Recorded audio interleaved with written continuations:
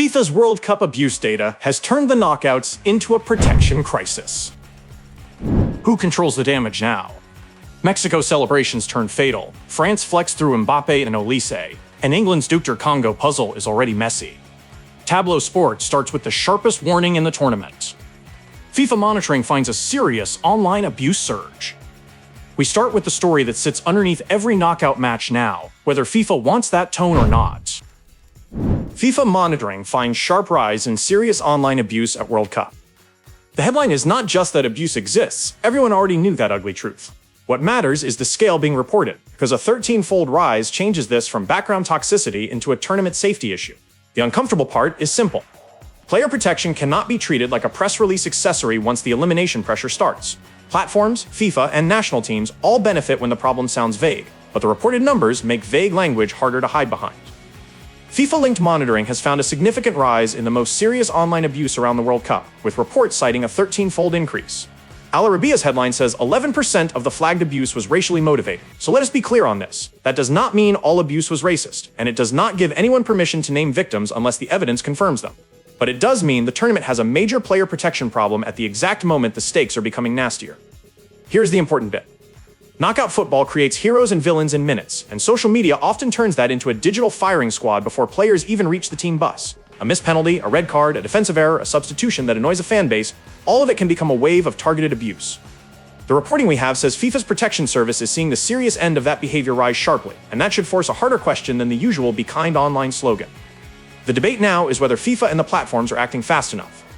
Monitoring is useful, but monitoring is not the same as prevention, and prevention is not the same as accountability. If a player is racially abused after a World Cup knockout match, the damage is already done before anyone files a report. That detail matters, because this tournament is selling pressure, emotion, nationalism, and global attention, and the people on the pitch are the ones absorbing the blast. And from online safety, the tournament now moves to a much more immediate and devastating fan safety story in Mexico. 3 people die in Mexico World Cup celebrations after victory. This cannot be packaged as just passion, color, and famous World Cup atmosphere. When 3 people died during celebrations, the story becomes crowd safety, public planning, and responsibility. Mexico's run may be bringing joy, but joy does not erase the hard questions about how mass gatherings were managed. The danger in football coverage is romanticizing chaos until the consequences are impossible to ignore. Reuters and The Guardian reported that 3 people died during mass celebrations after a Mexico World Cup victory, with fans crowding the streets. The Guardian's headline places the celebrations in Mexico City and reports cite more than 1 million fans in the streets. The supplied evidence does not confirm the deaths happened inside a stadium, so we should not say that. But the reported death toll is 3, and that is the center of this story. Look, World Cup celebrations are supposed to feel huge. That is part of the point. Host nations carry the tournament differently, and Mexico's momentum has clearly lit something powerful in the country. But more than 1 million people in the streets is not just a party, it is a public safety operation with pressure points everywhere. Transport, policing, crowd flow, emergency access, those are not boring details when lives are at risk. Fans are now split between celebration of Mexico's run and anger over crowd control failures. That tension is exactly why the coverage has to be careful. It is possible to respect the emotion of a World Cup victory and still ask whether the authorities were prepared for the size of the reaction. Football loves the image of packed streets after a win, but the image changes completely when 3 families are dealing with deaths after a celebration. On the pitch, France have just delivered the kind of knockout performance that makes the rest of the bracket start checking escape routes.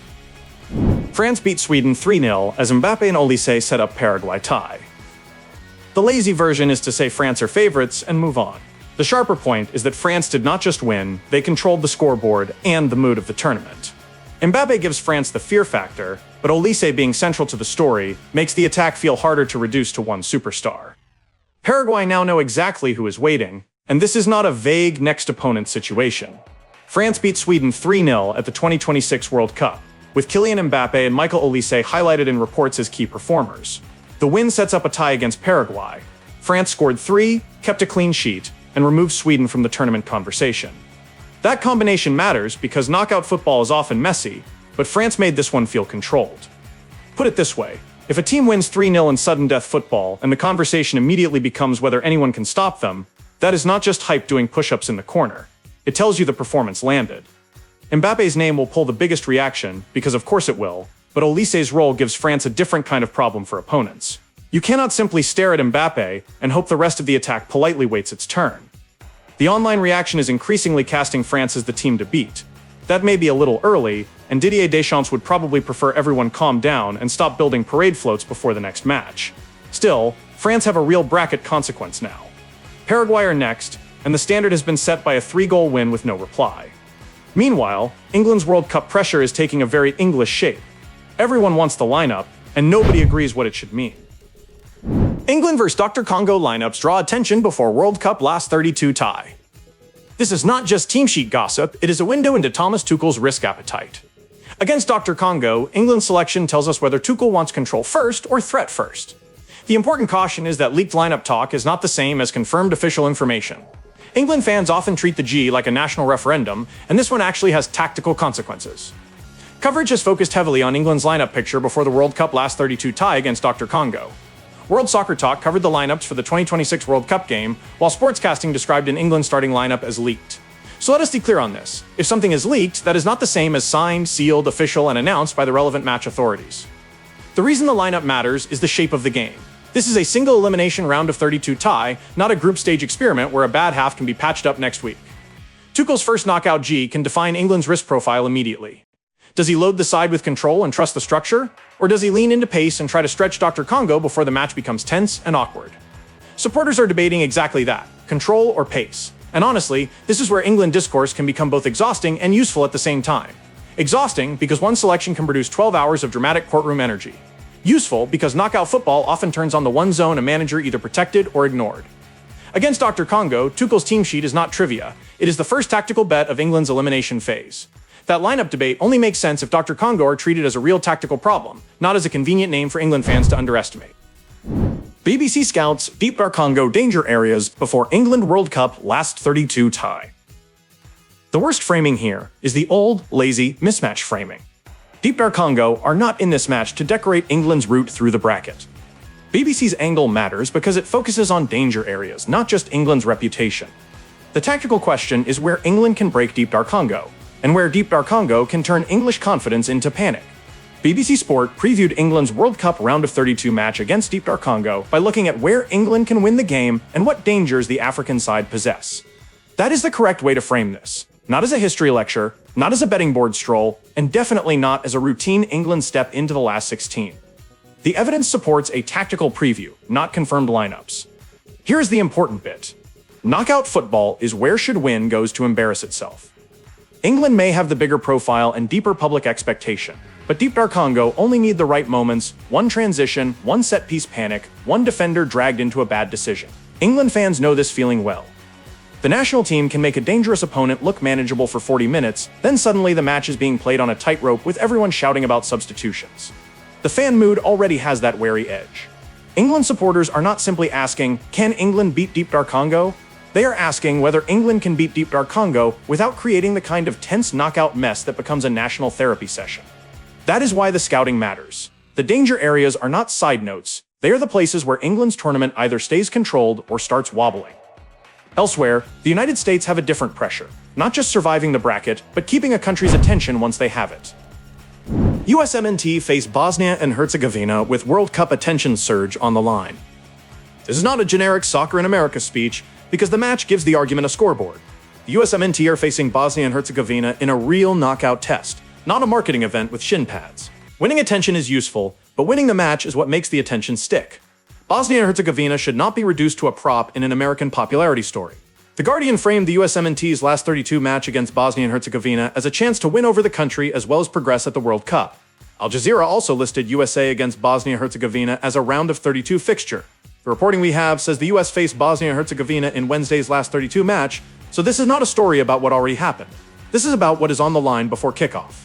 Look, the United States always carries a strange double burden in this tournament. Other nations obsess over whether their team can win.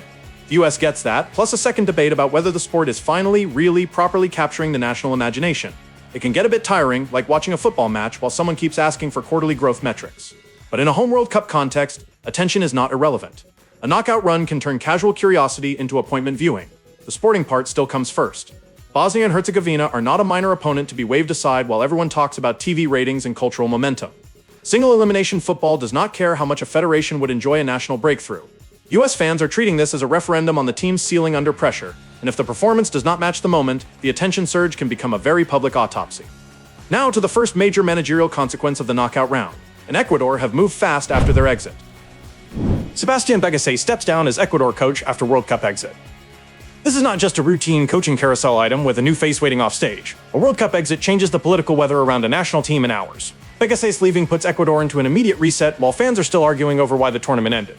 The dangerous shortcut is blaming one factor when eliminations usually expose several at once. Reports from ESPN and BBC say Sebastian Beccacece has left his role as Ecuador coach after their World Cup exit. ESPN's headline says Beccacece stepped down as Ecuador coach after a World Cup exit, while BBC's headline says he leaves his role as Ecuador boss. So the current context is clear. He should not be described as still being Ecuador coach. Ecuador fans are debating whether officiating or team performance mattered more. That is a familiar post-elimination split, because anger needs somewhere to land. Sometimes it lands on the referee, sometimes it lands on the coach, sometimes it lands on a missed chance from the 63rd minute that everyone replays like a crime scene. The evidence here does not confirm any FIFA ruling on related complaints, so we do not turn frustration into a confirmed official verdict. What is confirmed is the managerial fallout. Beccace's departure gives Ecuador an immediate football problem: who leads the next cycle, what changes structurally, and how much of the World Cup disappointment gets pinned on the coach rather than the wider setup. That is the cold part of international football. A tournament can take years to build, but the job consequences can arrive before the team's luggage is properly unpacked. The situation is becoming more complex around refereeing too, because Germany's exit is still echoing through a VAR controversy. FIFA issues statement after contentious VAR call draws criticism. VAR controversy is not automatically evidence of conspiracy, and pretending otherwise is cheap. But when an elimination and an official statement meet in the same story, the tension is real. Germany are out, so this is not a debate with theoretical consequences. The key line is what FIFA has said, and what FIFA has not admitted. The Mirror reported that FIFA issued a statement after a contentious VAR call was criticized, while Bavarian Football Works reported that Germany's boss slammed a VAR decision as an absolute scandal. The supplied evidence says Germany suffered a knockout stage exit. It does not prove that FIFA admitted the decision was wrong, and it does not give enough verified detail to treat every match-specific claim as settled fact. That distinction matters. Football fans often hear FIFA statement and immediately assume either total vindication or total cover-up, depending on which shirt they had on. Real life is usually more irritating.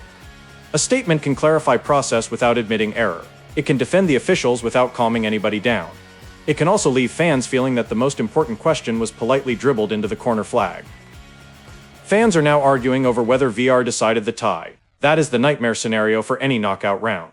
The football should be the headline, but the replay booth becomes the main character, and nobody ever bought a World Cup ticket to watch a geometry seminar with emotional damage attached. Germany remain eliminated, the controversy remains active, and FIFA's wording now becomes part of the post-match evidence trail. At the same time, Mexico's own football story is becoming more dangerous for the bracket, especially for whoever has to walk into their home advantage next. Mexico's perfect Azteca run raises potential England last 16 stakes.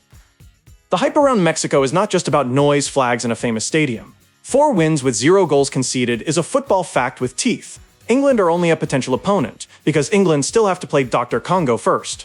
The Azteca is becoming less of a backdrop and more of a tactical problem.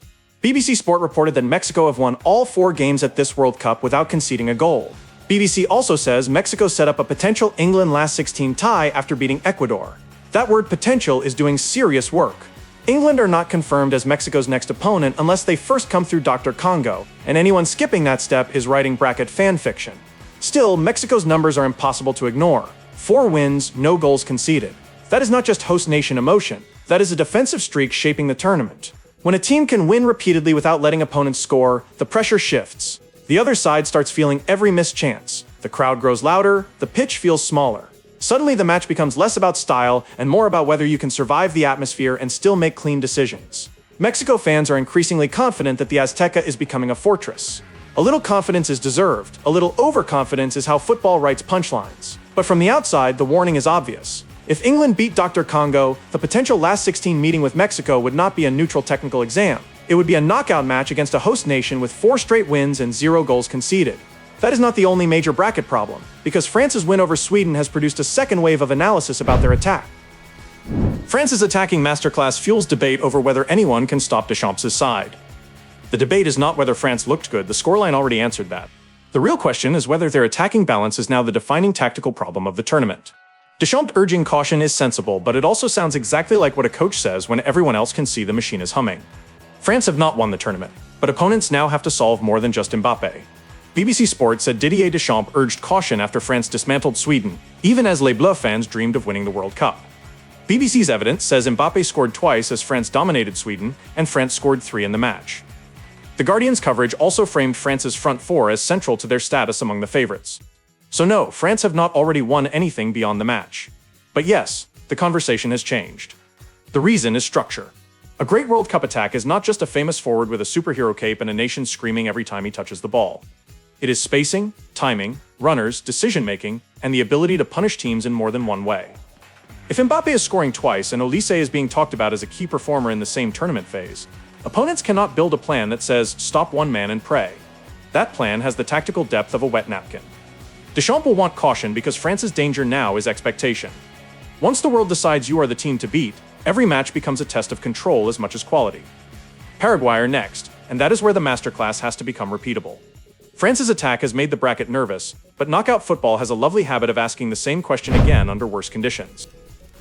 That is the World Cup picture right now. FIFA facing a player protection crisis online, Mexico dealing with celebration deaths and a rising fortress narrative, France looking terrifying, England balancing selection fear against DR Congo danger, the USMNT trying to turn attention into progress, Ecuador changing coach after elimination, and VAR still dragging Germany's exit through the argument machine. The knockouts are not just producing winners and losers, they are exposing every weak point around the tournament. Tablo Sports will keep tracking what is confirmed, what is spin, and what is already becoming a problem before the next whistle.